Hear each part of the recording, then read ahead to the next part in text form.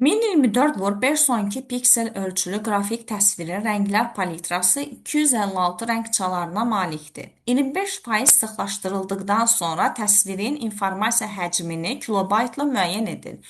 Bu təsvirdə piksellərin sayı 2/19-dur. Və rəng palitrasında 256 rəng varsa, biz vurmalıyıq 8 bitə. Yəni rəng dərinliyi 8 bitdir.